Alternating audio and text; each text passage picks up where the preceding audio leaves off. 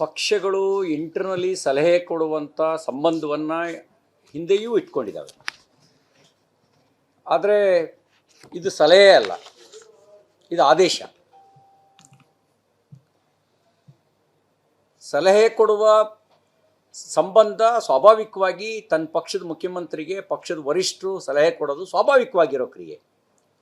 ಅದು ಇಲ್ಲಿ ಕೊಟ್ಟಿರೋದು ಆದೇಶ. ಕರ್ನಾಟಕ ರಾಜ್ಯದ ಜನರಿಗೆ ಮಾಡಿದ ಅಪಮಾನ. ಒಂದು ಕಡೆ ಸಂವಿಧಾನಕ್ಕೆ ಬಗೆದ ಅಪಚಾರ ಆದರೆ, ಕರ್ನಾಟಕದ ಜನರ ಸ್ವಾಭಿಮಾನಕ್ಕೆ ಮಾಡಿದ ಅಪಮಾನ. ಸದಾಕಾಲ ಸ್ವಾಭಿಮಾನದ ರಾಜಕಾರಣದ ಮಾತಾಡಿದಂಥ ಮಾಜಿ ಮುಖ್ಯಮಂತ್ರಿ ಸಿದ್ದರಾಮಯ್ಯನವರು ಏನು ಹೇಳ್ತೀರಿ ಇದಕ್ಕೆ? ಎಲ್ಲಿದೆ ನಿಮ್ಮ ಸ್ವಾಭಿಮಾನ? ಇದೊಂದು ರೀತಿ ಗುಲಾಮಗಿರಿ.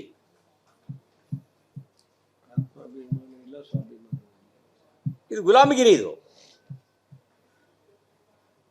ಸಲಹೆ ಕೊಡೋದು ಬೇರೆ, ಆದೇಶ ಮಾಡೋದು ಬೇರೆ. ಇದು ನೀವು ಆದೇಶ.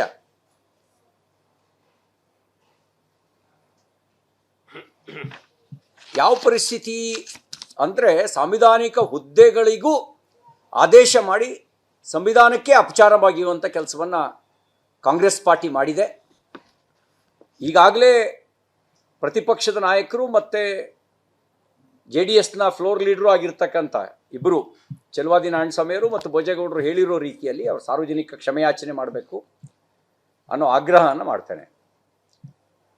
ನಿನ್ನೆ ಸಂಪುಟ ವಿಸ್ತರಣೆ ಆಯಿತು. ವಾಲ್ಮೀಕಿ ಅಭಿವೃದ್ಧಿ ನಿಗಮದಲ್ಲಿ ಹಣ ಲೂಟಿಯ ಆರೋಪ ಪಟ್ಟಿ, charge sheet, not only for FIR, charge ಶೀಟ್ನ ಹಾಕಿದ್ದಾರೆ ನಾಗೇಂದ್ರ ಮೇಲೆ. ಇಡಿ ಪ್ರತ್ಯೇಕ ಮೊಕದ್ದಮೆಯನ್ನು ದಾಖಲು ಮಾಡಿ ಹಣ, ಒಡವೆ ಇತ್ಯಾದಿಯನ್ನು ವಶಪಡಿಸಿಕೊಂಡಿದೆ. ಇಷ್ಟಾದ್ಮೇಲೆ ಮಾಜಿ ಮುಖ್ಯಮಂತ್ರಿ ಸಿದ್ದರಾಮಯ್ಯನವರು 187 ಕೋಟಿ ಅಲ್ಲ ಲೂಟಿ ಹೊಡೆದಿರೋದು, ಬರೀ 89 ಕೋಟಿ ಅಂತ ಹೇಳಿದ್ರು. ಅಂದರೆ ಸದನದಲ್ಲಿ ಒಪ್ಕೊಂಡಿದ್ರು. ಯಾರ ಮೇಲೆ ಚಾರ್ಜ್ ಶೀಟ್ ಆಗತ್ತೆ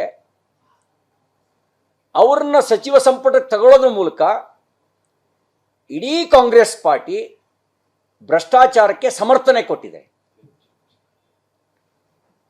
ಮತ್ತು SC ST ಸಮುದಾಯಕ್ಕೆ ದ್ರೋಹ ಬಗೆದಿದೆ. ಸಮುದಾಯದ ಹಣವನ್ನು ಲೂಟಿ ಹೊಡೆದವನಿಗೆ ಮತ್ತೆ ಮಂತ್ರಿ ಮಾಡೋದ್ರ ಮೂಲಕ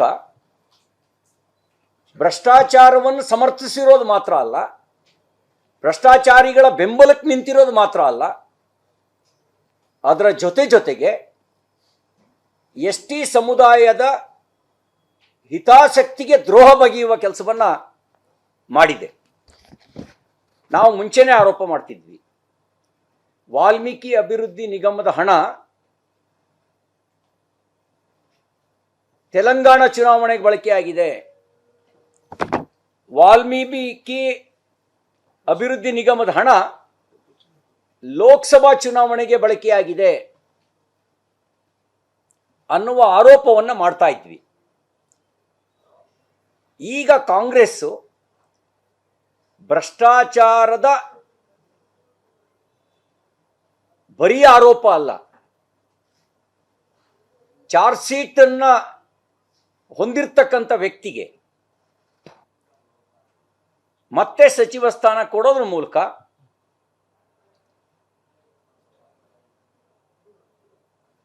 ತಾನು ಭ್ರಷ್ಟಾಚಾರಿಗಳ ಪರ ಅಂತ ಸಾಬೀತುಪಡಿಸ್ಕೊಂಡಿದೆ. ಮತ್ತು ನನಗನ್ನು ಅನುಮಾನ ಬರ್ತಾ ಇದೆ, ಬಹುಶಃ ಎಲ್ಲೋ ಒಂದು ಕಡೆಗೆ ಬ್ಲಾಕ್ ಮೇಲ್ ಬೆದರಿಕೆಗೂ ಮಣಿದಿರೋ ಸಾಧ್ಯತೆ ಇದೆ.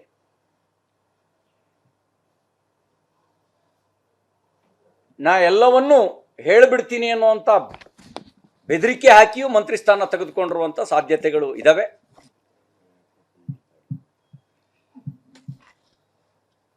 ಇನ್ನು ಇತ್ತೀಚೆಗೆ ವಿಧಾನಸಭೆಯಲ್ಲಿ ಶಿವಲಿಂಗೇಗೌಡರು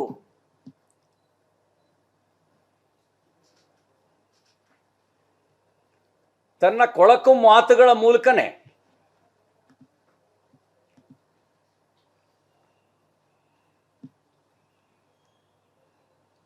ತನ್ನ ನಿಜ ಸ್ವರೂಪವನ್ನು ಅನಾವರಣಗೊಳಿಸಿದ್ರು.